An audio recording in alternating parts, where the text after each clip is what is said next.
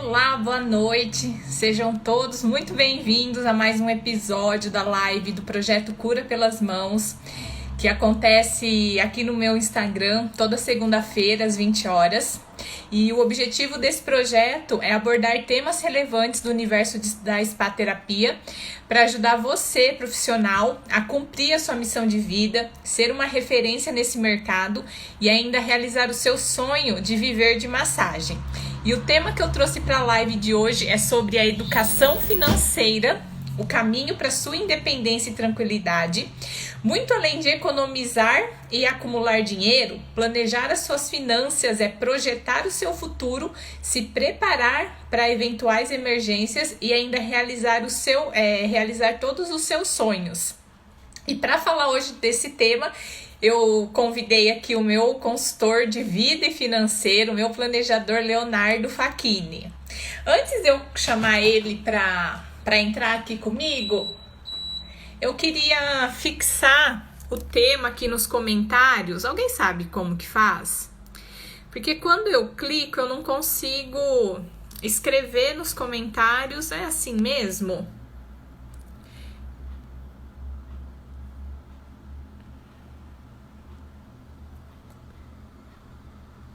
Enquanto eu tento achar aqui, gente, vai clicando aqui no coraçãozinho, manda coração, clica no aviãozinho e compartilha essa live com quem você acha que pode tirar proveito também.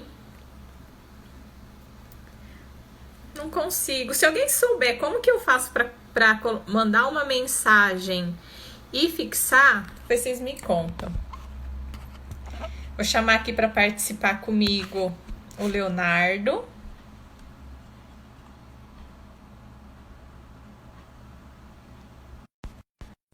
Vamos só aguardar. Quero saber também quem é a aluna do método Natália Tanaka. Manda para mim o hashtag turma 1, 2, 3, 4, 5, 6 ou até 9. Olá, boa boa noite, noite, tudo jóia? Então Tá me ouvindo bem? Em primeiro lugar, quero te agradecer por ter aceitado o convite, por ter separado aí um tempinho para compartilhar todo o seu conhecimento aqui com o público aqui que vai assistir a gente. Muito obrigada. Eu que agradeço, Natália. É uma honra estar aqui com você. E vamos lá, no que eu puder contribuir, ajudar as pessoas, é um pouquinho do que eu mais gosto de fazer, né? Falar de educação financeira, de planejamento de vida, enfim. Ó, consegui aqui fixar. Vamos ver se eu consigo fixar comentário. Aí. Agora fica fixado o tema, porque, tipo assim, se a pessoa entrar aqui aleatório e não souber do que a gente está falando, esse é o tema que nós vamos abordar, então, sobre essa educação financeira.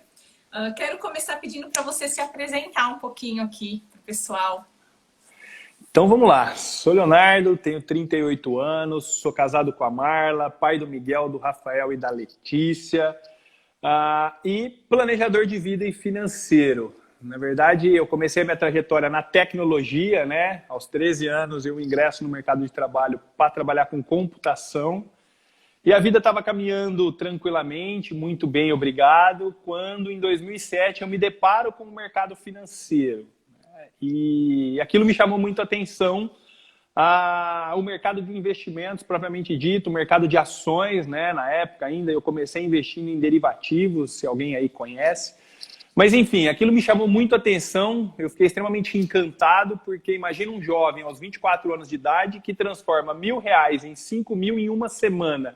Falei, pronto, achei a galinha dos ovos de ouro, aos 30 anos de idade eu estou tranquilo, e a gente sabe que não é bem assim, no final do mês eu perdi todo o meu dinheiro, mas tinha uma lógica por detrás disso, né? E eu fui estudar, sempre muito autodidata. Eu vou estudar sobre investimentos na época, né? Investimento na Bolsa de Valores, e eu me deparo com o mundo do planejamento financeiro, que eu falo que é uma etapa anterior dos investimentos. E aquilo me encanta, porque eu percebo a capacidade do dinheiro de realização de sonhos, se houver um planejamento. E eu falo que aos 24 anos de idade eu me deparei, né, em que eu tive uma trajetória profissional relativamente já bem sucedida por ter 24 anos de idade. Eu digo que eu ganhei muito bem dos meus 13 aos 24. mas eu gastei melhor ainda. Eu não tinha R$ 1 guardado, eu não tinha dívidas, mas eu também não tinha reservas. E, puxa, eu preciso trabalhar com isso. Não sabia exatamente como, mas na época ou eu iria para dentro de banco, se tiver algum bancário aí, eu dou os parabéns, porque eu falo que é uma profissão extremamente desafiadora, mas não conectava com o meu perfil. E aí eu fui trabalhar em corretora de valores. Então, tirei toda a certificação, fui agente autônomo de investimento. Na crise de 2008, eu trabalhava em corretora. Então, de 2008 a 2012, eu vou para as corretoras, trabalho efetivamente como corretor de ações, deixo a minha carreira de tecnologia.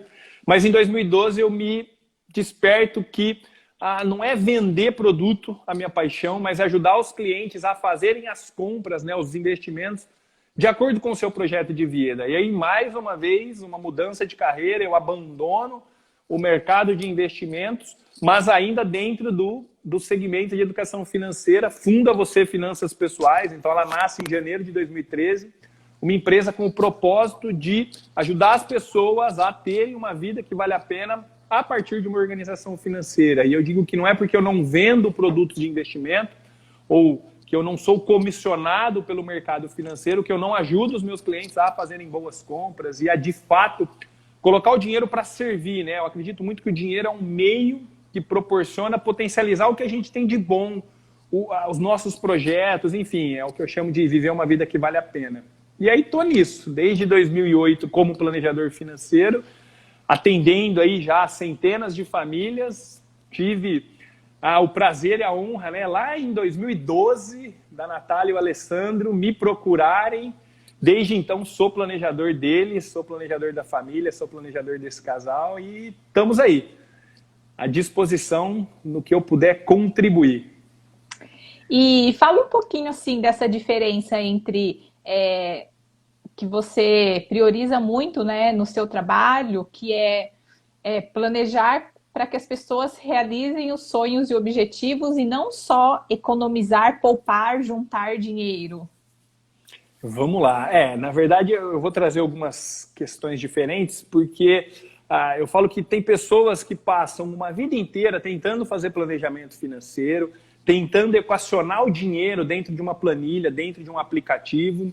Eu acho que não tem nada de errado nisso, mas eu entendo que esse não é o melhor caminho, porque quando eu coloco as minhas finanças numa planilha, num aplicativo bonitinho, ao final do mês eu tenho dois sentimentos. Ou o sentimento de que não sobrou dinheiro, né? Faltou dinheiro e eu fico triste. Ou, nossa, sobrou dinheiro, mas aquilo também parece que fica um vazio dentro de nós, né? Sobrou, mas será que sobrou o suficiente? E aí quando eu falo do planejamento de vida, né, que é muito mais eu colocar o dinheiro como um coadjuvante e a vida como protagonista, então eu começo a olhar para a minha vida e eu digo que quem faz um planejamento de vida ganha de brinde, né, de presente um planejamento financeiro. A gente vive num mundo capitalista, mas nem todas as pessoas que fazem planejamento têm um planejamento de vida. E quando eu tenho a vida como centro do projeto, né, fica mais fácil eu tomar as decisões no sentido de o que define a minha decisão é algo que vem de dentro, né? O que eu quero viver? Então, eu falo de projetar o futuro, né? Eu estou com 38 anos, o que eu quero viver aos 39, aos 40, aos 41, até o último dia da minha vida? E essa projeção futura me ajuda a tomar decisão no presente e aí sim eu vou equacionar as minhas finanças. Então, é um pouco de olhar, né, para o dinheiro como um meio para facilitar a vida. Uma das regras, né, uma das premissas que regem o meu trabalho, eu acredito que o dinheiro foi feito para ser gasto, o dinheiro não foi feito para ser investido, poupado ou guardado. O problema é que nós não aprendemos ao longo da nossa vida a gastar o dinheiro, né? A gente, na verdade, muitas das vezes gasta esse dinheiro sem uma conexão realmente com algo que faz sentido. Muitas das vezes a gente vai gastar o dinheiro por uma angústia, por uma ansiedade, tipo frases, nossa, eu mereço, eu já trabalho tanto, então eu mereço comprar, eu mereço me permitir fazer isso, mas quando eu não entendo o impacto dessa decisão ao longo do tempo, eu posso estar sim me permitindo usufruir de algo no presente, mas está comprometendo absurdamente, né, o meu projeto futuro. A gente está numa pandemia aí, e acho que ficou claro, né, ou quem ainda tinha dúvida do benefício do planejamento financeiro, não vai ter mais, porque nesse momento, quem tem um planejamento financeiro, quem se organizou, está passando com um pouco mais de tranquilidade. Não está sendo fácil, mas pelo menos nós estamos conseguindo colocar a cabeça no travesseiro e dormir tranquilo, sem se preocupar de que vai faltar dinheiro no mês seguinte. Eu acho que é um pouco desse ponto, né? Vou contar um pouquinho então da história de como eu conheci o Leonardo. Eu acho que, como você falou, né, foi em 2012, quando a gente já tinha começado o nosso negócio. Eu e o Alessandro, que está aqui, inclusive, nós resolvemos empreender, né? E em 2010 nós abrimos a clínica. E aí nós fomos assim, nas tentativas e erros, porque a gente não tinha muito conhecimento técnico nessa parte de administração. E a gente fez como a maioria das pessoas fazem, né? Tinha lá uma reserva, decide investir, não faz um planejamento, um plano de negócios, vai lá, aluga o imóvel, compra equipamentos, produtos, reforma, decora e abre as portas. E aí, com o tempo, a gente foi vendo, né, aquele negócio rodar, e sem ter fluxo de caixa, sem ter pensado tudo nisso e nessas coisas, a gente começou a se preocupar. Depois de 2 anos, a gente via que as contas chegavam, apesar de a gente ter, né, bastante atendimento, não conseguia fechar o mês, enfim. Aí nós começamos a buscar pessoas para estar ajudando a gente. Por indicação, indicaram o Leonardo, nós entramos em contato com ele, desde então, né, faz então 8 anos que nós estamos juntos aí, mas inicialmente o objetivo era fazer o planejamento da empresa e, por fim, você foi direcionando e focando cada vez mais nesse planejamento de vida, mais voltado para o lado pessoal, né, do que para a empresa. E hoje o seu foco é isso, planejamento das finanças pessoais e de família. Sim, hoje eu atendo só no planejamento financeiro pessoal, apesar de boa parte, né, para não dizer 100% dos meus clientes são profissionais liberais, são microempresários, são empresários. Então, assim, e por que eu vou para essa linha? E aí até aqui, de repente, ajudando as pessoas que estão nos assistindo aí, as massagistas, futuras, as fisioterapeutas, enfim, que vão ter o seu espaço, vão ter a sua clínica, que as finanças pessoais das empresariais, a grande diferença, eu digo que nas finanças pessoais existe o fator emoção. Então não existe o certo ou o errado nas finanças pessoais, mas a gente busca encontrar o que é adequado para cada contexto de família, para cada contexto pessoal. E quando eu olho para o negócio são números, 1 mais 1 são 2, a empresa foi feita para dar lucro. E aí, isso não me dava tanto tesão. Então, eu digo que eu me desconectei um pouco desse mundo empresarial, apesar da maioria dos meus clientes serem empresários, e a gente acaba olhando para as finanças da empresa, mas com esse viés de entender aquilo como uma empresa racional, porque eu acho que esse é o primeiro erro, né? As pessoas quererem tratar as finanças empresariais do seu negócio como elas tratam as finanças domésticas, as finanças de casa. E isso não vai funcionar. Ou algumas pessoas buscam educação, né, buscam cursos, buscam leituras sobre administração financeira, sobre finanças empresariais e querem aplicar esses conceitos nas finanças pessoais. Também não vai funcionar. Pelo menos não funcionou comigo. Eu não acredito muito nisso, porque a questão pessoal tem o emocional muito forte. Então, talvez a primeira dica que eu deixo para as pessoas é: separe. É desafiador, eu falo por experiência própria, tá? A gente separar as finanças da nossa casa das finanças da empresa.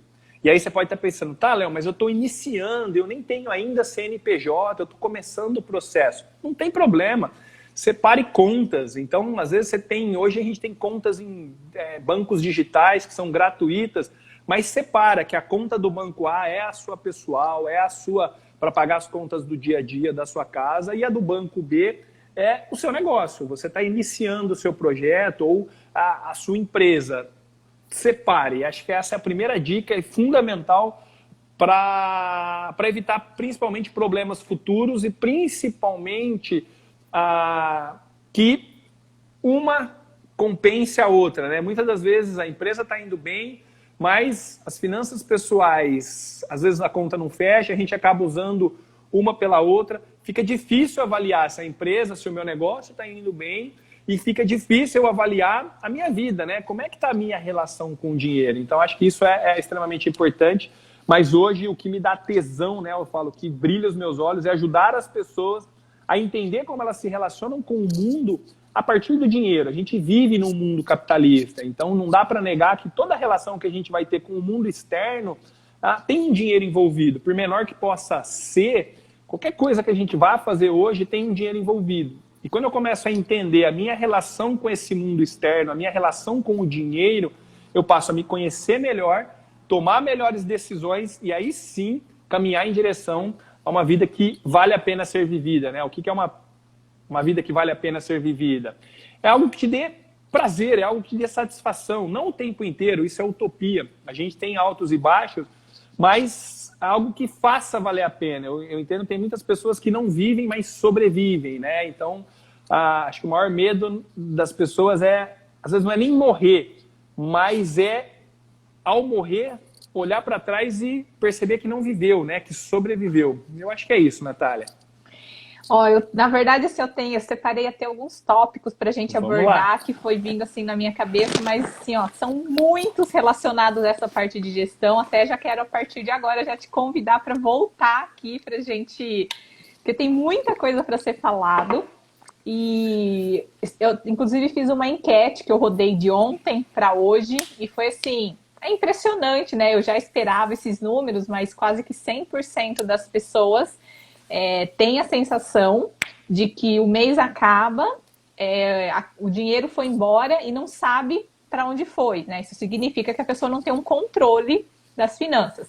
Então, quero começar te perguntando, quando você recebe um cliente, né, estatisticamente, assim, quais são os principais erros que você detecta logo que um cliente te procura para fazer esse planejamento financeiro? Porque a gente sabe que o brasileiro ele não tem muito essa educação financeira. Então, quais são esses principais erros que você detecta nos seus clientes em relação às finanças? Vamos lá, eu não vou nem dizer erros, teriam inúmeros, mas eu vou concentrar no principal.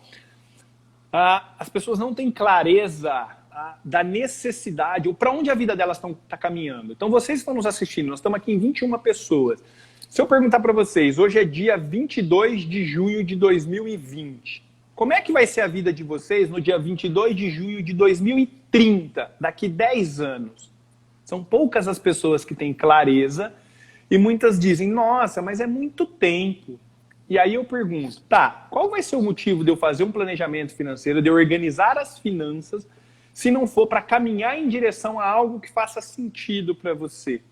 Porque se você está endividado, ok, aí eu posso olhar para as finanças para resolver um problema do seu passado. Mas isso não motiva a longo prazo. Só vai motivar se eu realmente fizer sentido com algo que eu quero aos poucos ir vivenciando. O Léo de 38, o Léo de 39. Então, eu acredito que esse é o principal erro, é não ter clareza do que eu chamo de visão de futuro. Então, o que eu quero daqui 3 meses? O que eu quero daqui 6 meses? Daqui 1 ano, daqui 5. Isso é extremamente fundamental. A gente ter sonhos, né? A gente ter ambição de crescer, ambição de caminhar em direção a algo que faça sentido para cada um. Eu acho que esse é o principal.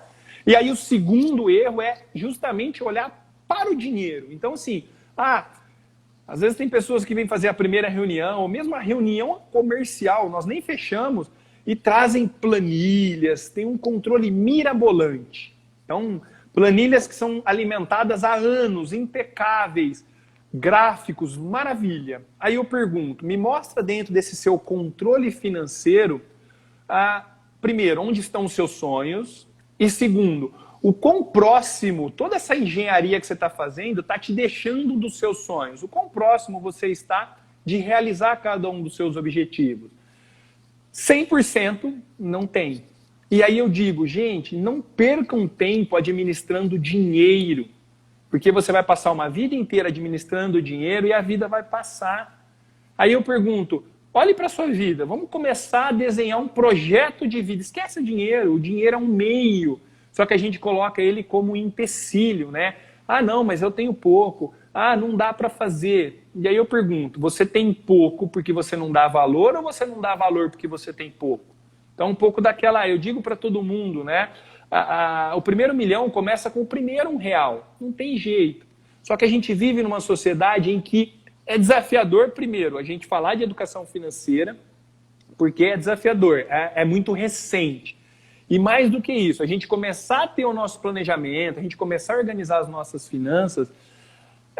Por que é desafiador? Porque a gente vive num país em que nós, a média, não damos valor no dinheiro. Então como é que eu vou organizar, administrar o meu dinheiro se eu não dou valor para ele? Que vocês querem uma prova de que nós brasileiros, eu me incluo, porque aí a gente tem que olhar para os brasileiros, não damos valor ao dinheiro. Nota de R$1 e moeda de 1 centavo saíram de circulação. Isso é triste. Quem já teve a oportunidade aí de viajar para a Europa, para os Estados Unidos, tem troco de bala? Se deu lá 9,97 cents, você vai receber os seus 3 cents de troco. Então aqui, nós como brasileiros já não damos o devido valor ao dinheiro, porque a gente acha que é pouquinho. É só 1 centavo. É só R$1. E aí eu digo que enquanto a gente não aprender a dar valor ao pouco que a gente acha que tem, por que a vida vai nos proporcionar mais? A gente não está dando conta de administrar o pouco que a gente acha que tem. E aí a gente vai passar uma vida inteira tentando administrar. E aí eu digo que é o que eu chamo de administrar miséria, né? As pessoas estão com o pensamento da escassez, o pensamento da pobreza, e eu quero otimizar o meu orçamento, eu quero economizar. Essa é uma palavra que eu tenho um pouco de aversão.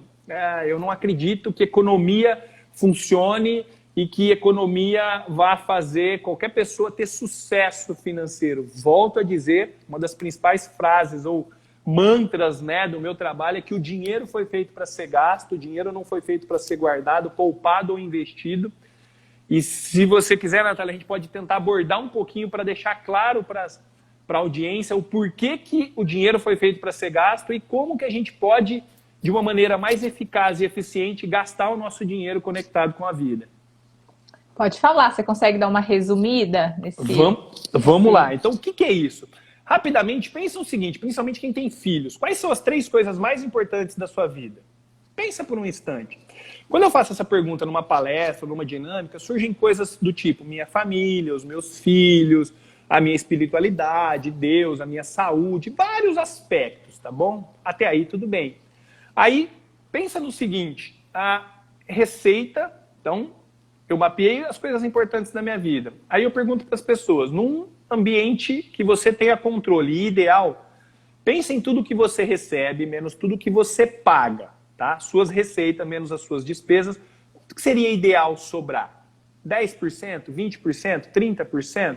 Aí cada um traz um valor, 10%, 20%. E aí vem o primeiro questionamento meu, receita menos despesa. Se eu disse que o dinheiro foi feito para ser gasto, receita menos pagamento, sobra 0. Não tem que sobrar, eu tenho que gastar o meu dinheiro. Primeiro ponto, quem faz sobrar dinheiro é extremamente desafiador, porque eu fui programado, vou falar de mim, a minha vida inteira em que sobrar é algo ruim, é algo negativo. Quando eu era pequeno, se sobrasse comida na mesa era pecado. E no mundo de sustentabilidade que a gente vive hoje, num mundo sustentável, sobra está relacionado a desperdício. E aí, se a minha vida inteira eu programei o meu inconsciente para que não faça sobrar recursos, não faça sobrar nada, por que vocês acham que conscientemente eu vou conseguir fazer sobrar dinheiro? Então eu digo que quem consegue é uma luta tremenda para chegar no final do mês ter 2 sentimentos.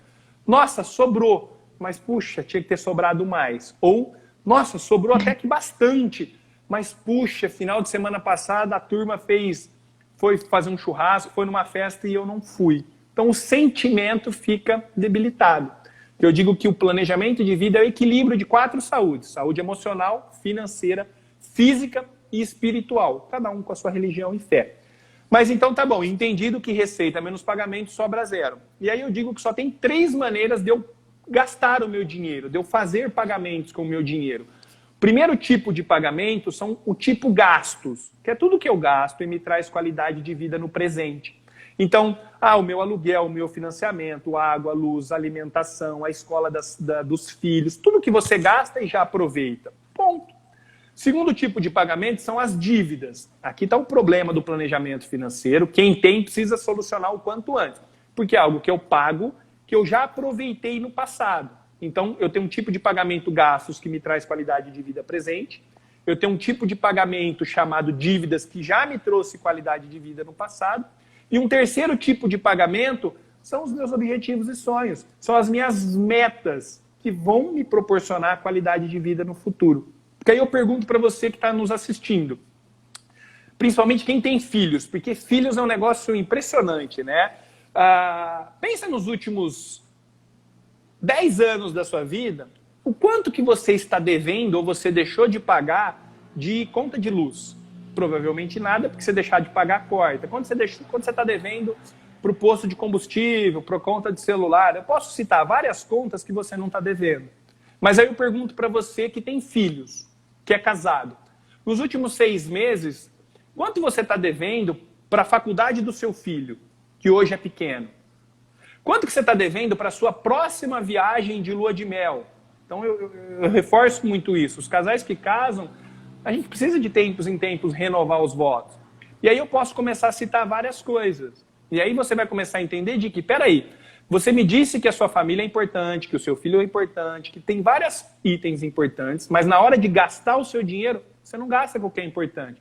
Você gasta com o que a sociedade e o meio acaba nos influenciando. Então, quando eu digo que o dinheiro foi feito para ser gasto, eu só preciso equacionar o que eu gasto com o Léo de 38, com o Léo de 39, porque eu antecipo. Para fechar, eu vou dar um exemplo meu. Estou casado com a Marla há 13 anos, tá? Casamos em 2007. E todos os meses eu pago um boleto chamado Bodas de Prata. Então, peraí, se eu casei com a Marla há 13 anos, daqui 12 anos eu tenho uma festa chamada Bodas de Prata. Então eu preciso pagar esse boleto. Eu gasto meu dinheiro pagando esse boleto todos os meses. E eu pergunto para as pessoas, quanto vocês acham que eu vou gastar, ou que eu gasto todos os meses com esse boleto da minha Bodas de Prata, para fazer uma big de uma festa aqui em Ribeirão Preto, para 1.000 pessoas pelo menos? E eu ouço alguns valores, e eu digo para vocês, isso é real. Eu gasto R$26 por mês. Da mesma maneira que eu tenho um boleto chamado Bodas de Ouro, que vai acontecer daqui 37 anos. E aí eu digo, quanto você acha que eu pago por esse boleto? Eu pago R$2,70. Então, se eu estou casado com a Marla, o amor, eu me imagino estando ao lado dela até o último dia da minha vida. Só se eu fosse uma anta, um imbecil de não pagar um boleto de 26 e um boleto de 2,70 para renovar os votos com ela aos 25 e aos 50 anos de casado. Só que nós não fomos ensinados a entender o valor do dinheiro no tempo, porque quando eu falo isso as pessoas duvidam, então fica aqui pós-live, gente, estudar um pouquinho sobre juro composto, porque 2,70 em 50 anos vira aproximadamente R$500 mil, da mesma maneira que os R$27 também vão se multiplicar. 26, é 2,70 e 26. Então, é um pouco, Natália, das pessoas terem clareza de quando eu digo gastar o dinheiro, eu gasto todo o meu dinheiro, mas eu estou pagando o que eu vou viver no futuro, só que eu pago muito mais barato. Por quê? Eu pago hoje e esse dinheiro vai trabalhar por mim durante muito tempo, tá? Você é minha cliente, você sabe, até tá aqui, ó, um dos meus desejos é isso aqui, ó. Eu tenho a miniatura já, tá? É uma X6. Então ela vai se concretizar. Eu tenho 38 anos, dentro do meu planejamento eu compro ela com 43, tá bom? E as pessoas me falam, nossa, Léo, mas por que um carro desse? E aí eu Quanto custa um carro desse, para quem não entende muito de carro, como eu? Para quem não entende muito de carro, uma X6 custa R$600 mil, tá bom? E aí vocês podem falar assim, nossa, que absurdo. Mas acompanhe comigo esse raciocínio para a gente fechar essa parte, tá bom? O que eu percebo? Primeiro que é o seguinte, as pessoas querem um carro, mas passam a vida inteira entre carro e um veículo, tá? O que é um carro? Carro é o sonho. O veículo é algo que me leva do ponto A ao ponto B com segurança e conforto. E muitas das vezes, quando nós somos jovens, a gente não tem dinheiro para comprar um carro, mas a gente não quer um veículo. Só que a gente vai numa concessionária, dá uma entradinha e financia nem um carro e nem um veículo. E passa a vida inteira trocando disso. Um jovem aos 20 anos de idade que estiver disposto a poupar R$ 465, dos 20 aos 40 anos, com 40 anos ele tem R$ 600 mil para comprar uma X6.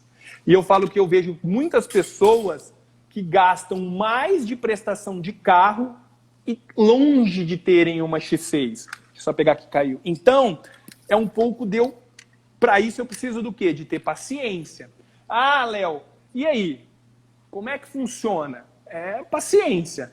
Ah, quem vai ter a X6 não é o Léo de 38, é o Léo de 43. Só que eu venho planejando isso faz muito tempo, entendeu? Então não dá para a gente querer mudar a nossa vida do dia para a noite. Mas com planejamento eu digo que a gente começa a abrir uma perspectiva de 5, de 10, de 15. Gente, vocês não têm ideia o que 20 anos fazem financeiramente na vida de vocês. A transformação que pode acontecer. Mas precisa começar com o primeiro R$1. Eu acho que é isso, Natália. E para isso, sim, ó, para você alcançar seu objetivo, um deles, que é ter uma X6 hoje, uns anos, você precisa fazer algum sacrifício. E é o que as pessoas não estão dispostas, né? E eu falo pessoas, e eu me incluo nisso, porque eu tô com o Léo há 8 anos, e por muitos anos eu patinei. Hoje eu paro e olho. Quando você falou 2012, eu não sou boa de data. Eu olhei aqui pro meu calendário e falei 2020, faz 8 anos que eu tô com o Léo. E o quanto que eu já poderia estar com vários sonhos concretizados e com muita coisa planejada. Mas aqui eu tenho que ser sincera, eu confesso que por muitos, muitos anos eu patinei.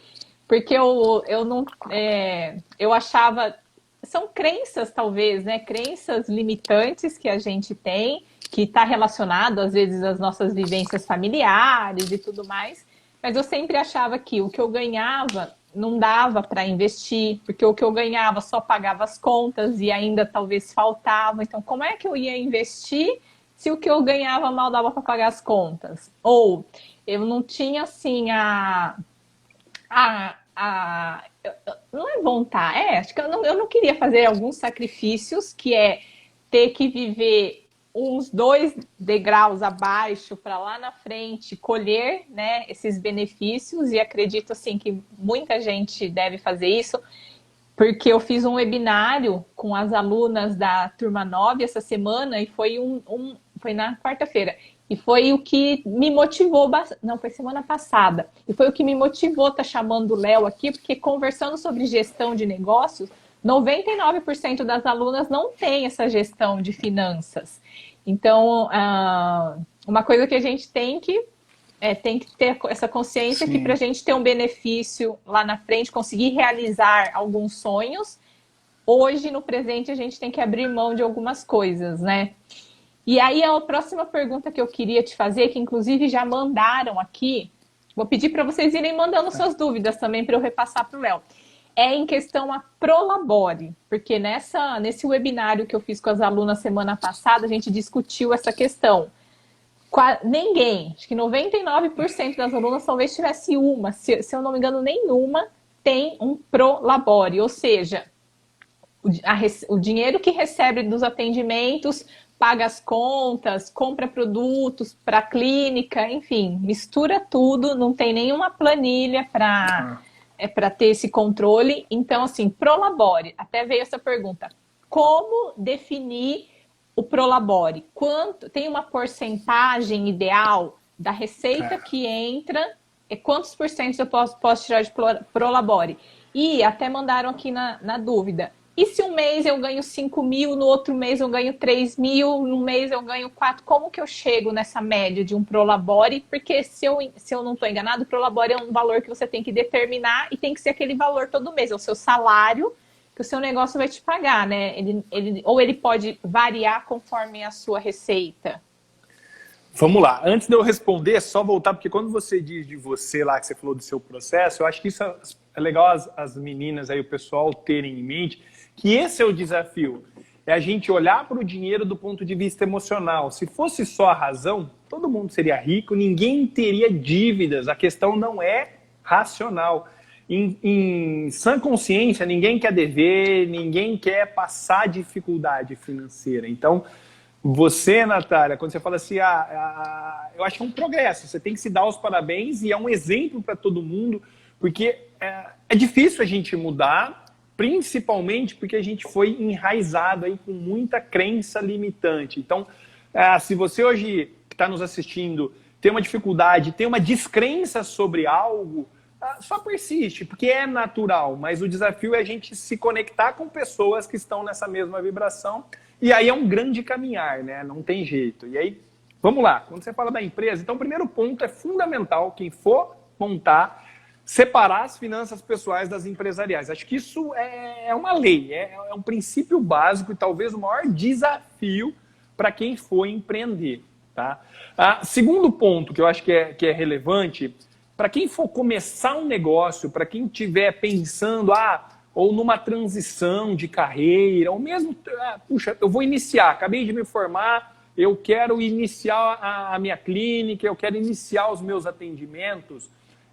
Primeiro ponto, então, não tem jeito, no começo, tá, os primeiros 2, 3 anos, você vai precisar ou deve sacrificar um pouco da sua vida pessoal em função do seu negócio, tá bom?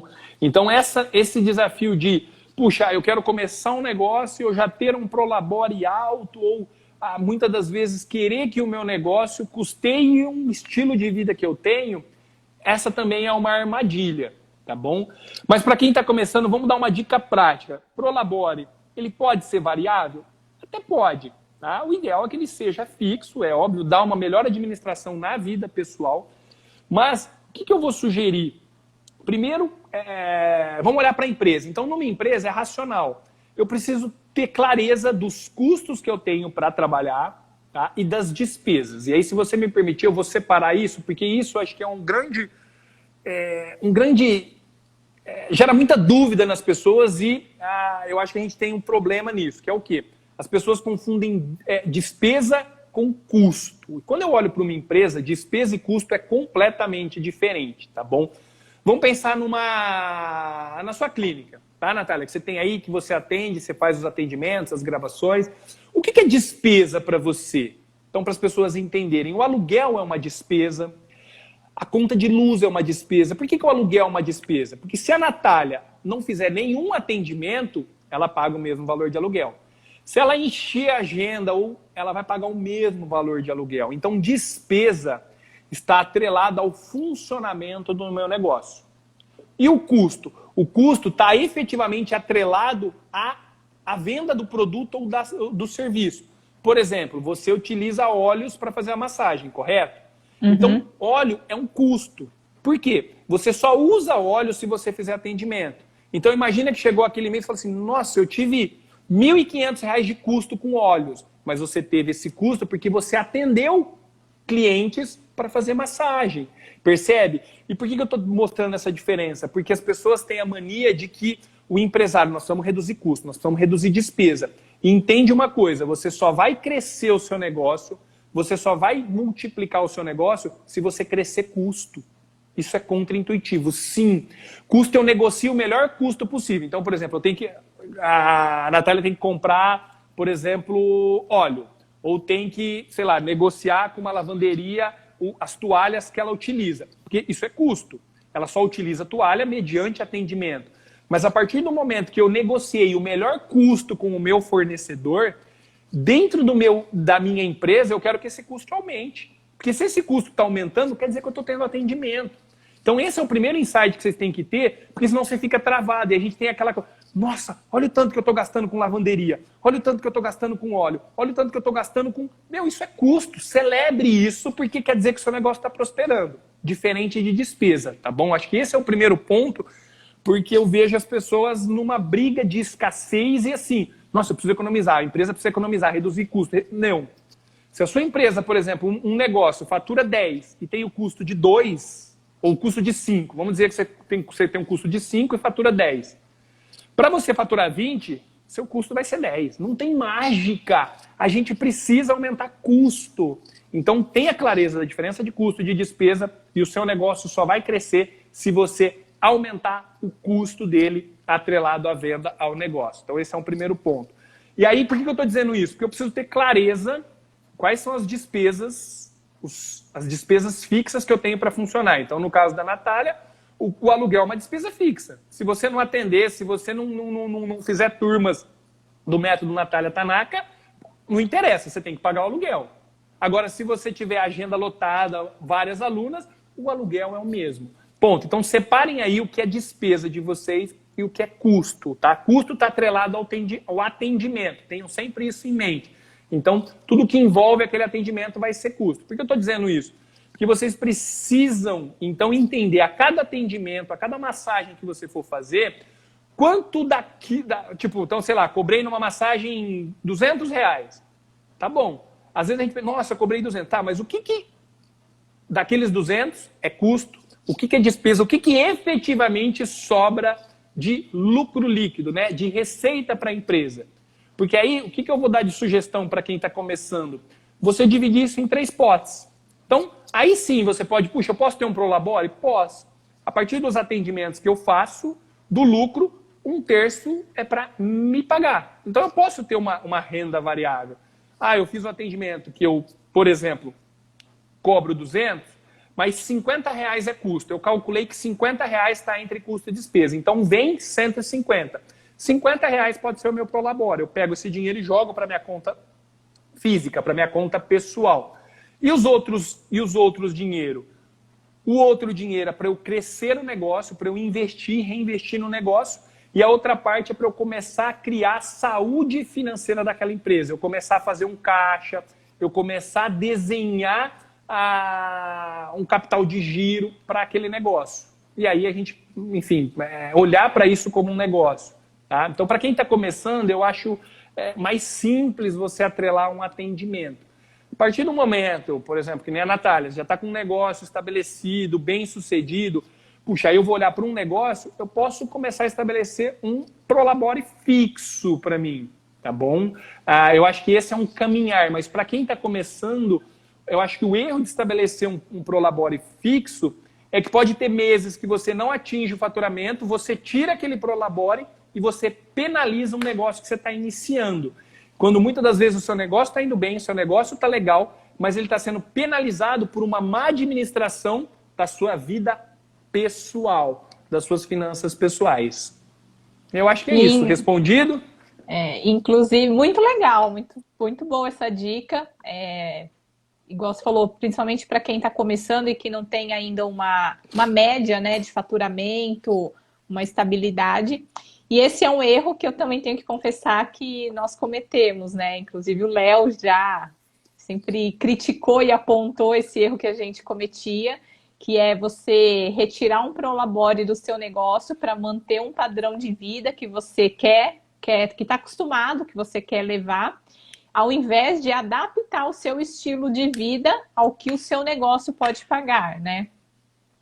E aí, quais as dicas que você daria para a pessoa economizar? Não sei se você dá essas orientações para o cliente, assim, você aponta aonde que o cliente tem que economizar? Porque eu vou dar um exemplo aqui, né, para quem está assistindo a gente. Hoje, eu fiz inclusive uma reunião com o Léo há 2 semanas atrás, ou 1 semana atrás, né? Mais ou menos. Foi a reunião que mais teve, assim, eficácia, eficiência. Porque hoje eu consigo faturar 5 vezes mais, talvez, do que eu faturava lá quando a gente começou, às vezes até mais, né? Eu até comentei com ele que hoje eu gasto 1/3 do que eu gastava lá atrás, quando eu faturava 5, 6 vezes menos. E falei ainda para ele que, assim, isso não impactou em nada a minha vida. E eu consigo pagar todas as minhas contas em dias, consigo investir mensalmente, com disciplina agora, e ainda ter caixa para minha empresa e ter caixa pessoal. Então, quando você pega, né, para fazer o planejamento assim de vida dos seus clientes, você fala para eles economizar ou você fala que eles têm que aumentar a receita? Qual que Vamos é o lá, boa foco? pergunta e eu vou voltar de novo. Pessoal, acho que o grande ponto das pessoas é quererem mudar do dia para a noite. Então a Natália é um belo exemplo, eu estou com ela há 8 anos, é um grande caso de sucesso que eu tenho. E eu falo, gente, paciência, ninguém muda do dia para a noite. É um passinho de cada vez. Então, e muitas das vezes, por mais que alguém fale, por mais que você contrate, remunere um planejador, um consultor, tem coisas que a gente tem que sofrer na pele. Mas é engraçado mesmo ver a Natália hoje nesse ganhando muito mais, gastando muito menos e, mais do que isso, acho que satisfeita, né? Entendendo que dá para fazer isso. Mas vamos lá, quando você fala de economizar, Ô, primeiro eu não Léo, gosto... peraí, antes de você dar essa resposta, eu só pedi para as pessoas tirarem um print. Vamos lá, vamos fazer uma pose aí para a gente tirar um print para elas postarem lá. Não, segura aí o coraçãozinho. Aí. O Léo não é nada romântico, tá, gente? Mas tudo bem. Tirem o print, postem lá nos stories e me marca para eu poder compartilhar. Então vai lá, poupar. Marquem eu também, que eu compartilho também, gente. Vamos lá. Leonardo Facchini. Então vai lá, poupar ou aumentar receita? Então, primeiro é isso, a do economizar, né? Eu não gosto da palavra economizar e eu acho que é justamente esse algo que a gente tem que ir mudando aos pouquinhos. Porque quando pensa em planejamento financeiro, todo mundo pensa limitado no orçamento que eu tenho, como que eu vou otimizar esse orçamento. E aí você já deu a dica. Eu sou muito mais adepto de como que eu posso expandir a minha abundância, expandir para a riqueza e melhorar a minha receita, melhorar as minhas fontes de renda, do que propriamente só olhar para o orçamento. Então eu acho que o mix desses dois funciona. Porque, só para vocês entenderem, o que eu dou de exemplo? Vamos imaginar um orçamento de 20 mil reais por mês. Pronto, eu tenho um orçamento de 20 mil reais. Qual que é o máximo que pode se economizar num orçamento de 20 mil reais por mês? É hipotético, lógico, é irreal, mas eu posso economizar 20 mil reais. Eu posso parar de viver. Lógico que é desafiador, mas às vezes, puxa, eu posso economizar 50%, economizar 10 mil, readequar o meu estilo de vida? Posso, mas é extremamente desafiador. Agora eu pergunto, para alguém que tenha 20 mil reais de renda, o que impede, ou o que precisa para dobrar? Percebe? É desafiador também, mas eu entendo que é muito mais simples eu dobrar uma renda do que eu economizar 50% de um orçamento. E vale para qualquer um. Pode ser um orçamento de 2 mil reais, de 5 mil reais. Pensem aí com vocês agora. A partir de um próximo mês, você tem que reduzir 50% dos seus gastos. Todo mundo vai dizer, é impossível, Léo. E muitas das vezes é impossível realmente. Agora eu pergunto, o que precisa para você dobrar? E aí quando eu penso em aumentar a renda, triplicar, quadruplicar. O céu é o limite. Volta de novo na nossa cultura, né? A gente não tem a cultura, nós somos limitados. O sonho do brasileiro são dois. O sonho do brasileiro é ter a casa própria, não tem nada de errado nisso, mas só para a gente entender que o sonho é ter a casa própria e eu digo que o segundo sonho é o funcionalismo público, né? A estabilidade. Puxa, isso estou generalizando, tá bom? Sempre há exceções, mas o concurso público e a casa própria são os sonhos do brasileiro. E a gente não consegue entender o impacto disso no futuro. Mas quando eu penso que o sonho do brasileiro é a estabilidade financeira através de um emprego, através de uma carreira, rapidamente vamos olhar para a carreira do funcionalismo público. Quanto que pode se ganhar no máximo no funcionalismo público? Eu digo que no máximo você vai ganhar em torno de 50 mil reais. Um juiz, um promotor vai chegar aí em 40, 50 mil reais ou em torno de 500 a 600 mil reais de renda anual. Mas vocês conseguem olhar aqui, é uma quantidade mínima de pessoas que vão ser juízes, que vão ser promotores, que vão ser procuradores. A grande maioria está sonhando com um concurso do INSS, um concurso do tribunal, que nós estamos falando de uma faixa de 12 a 15 mil reais. É um bom salário? É um excelente salário. Mas você consegue perceber o quanto que nós estamos limitados enquanto sociedade, consciência comum, teto de renda? Então, peraí, quando eu penso em eu desenvolvo com os meus clientes, tá bom, o que impede você de ter 50 mil reais de renda? Não, Léo, isso é impossível. Não é. O que impede de ter 100 mil de renda, 200 mil de renda? Então eu falo que o grande desafio é eu trabalhar em expandir a minha abundância, de como é que eu posso servir melhor ao mundo, de como é que eu posso ganhar mais dinheiro E também, como é que eu otimizo o meu dinheiro? Eu falo que o conjunto dos dois é que vai fazer realmente a grande transformação financeira. Mas o erro é as pessoas, às vezes, só olharem para as despesas. Não, Léo, eu sou funcionário assalariado, não tenho como ter outras fontes de renda. Me desculpa, mas pode sim. Eu digo que todas as pessoas vão ter no mínimo 5 fontes de renda. Mas, de novo, nós não somos exercitados, nós não somos ensinados, nós não fomos estimulados a sonhar e a olhar para as nossas finanças. Então, sim, Natália, eu acredito que um planejamento financeiro é muito mais eu ter clareza do futuro que eu quero viver. E aí, quando eu olho que eu quero ter uma X6 aos 43, isso me ajuda a tomar decisões. Então, para quem está nos assistindo, pode pensar assim, que carro será que eu tenho hoje? Hoje eu tenho um carro popular. Então, há um preço a se pagar para ter uma X6 aos 43, entendeu? E é literalmente um carro popular que eu tenho. Eu tenho um Palio hoje, tá bom? Porque às vezes as pessoas, não é. É real. A Natália pode comprovar isso.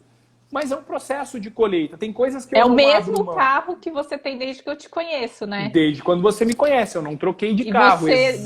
Então, tipo assim, hoje você poderia estar andando com um carro, vamos supor, dar um exemplo, sei lá, um Honda Fit, mas só que você não teria sua X6 com... Sim, entendeu? 43, e aí, é engraçado isso, as pessoas podem rir que está nos assistindo, eu não ligo para carro, apesar do meu sonho ser uma X6. Então, hoje não me incomoda. Talvez a X6 é muito mais simbólica, até dentro do meu trabalho, e dentro de... Já virou uma história, né? Ela é muito falada aqui, estou falando com vocês em palestras. Ela é um símbolo que eu quero concretizar para mostrar a eficácia de um planejamento financeiro de longo prazo. Então, essa X6, ela não foi pensada há 5 anos, ela vem sendo pensada há quase 15 anos, entendeu? Então, existe toda uma plantação para que isso seja usufruído. E isso vai valer para todas as outras áreas da nossa vida. Então, para quem quer começar um planejamento, o pontapé inicial é: o que eu quero viver no meu futuro? E aí, muitas das vezes, nós somos bloqueados. Não, mas puxa, uma X6, 600 mil reais? Espera lá. Coloque isso ao longo de 20 anos. Se você estiver disposto a esperar 20 anos, você precisa guardar R$465. Exatamente esse valor. R$465 em 20 anos vai virar 600 mil reais. Ponto. Então, se você que está nos assistindo tem 30, aos 50 você pode ter a sua X6 se você poupar R$465. E muitas das vezes você que está me assistindo, hoje pode ter se o seu carro está financiado, você é bem provável que você tenha uma parcela muito maior do que essa e dirige um carro bem inferior de uma X6. Não tem nada de errado, entendeu? Porque às vezes você pode dizer, não, tá bom, eu quero hoje usufruir. E tá certo. E aí entra o planejamento. Tem coisas na minha vida que eu não abro mão e usufruo. Mas o desafio é eu começar a entender o que é realmente relevante para a minha vida, da minha esposa, dos meus filhos, e fazer o dinheiro servir a nossa vida. E não eu servir ou ficar escravo do dinheiro. Eu acho que esse é um ponto importante. Acho que eu vou conseguir te fazer só mais uma pergunta, porque passou super rápido o tempo. Nossa, é 8:55, é verdade.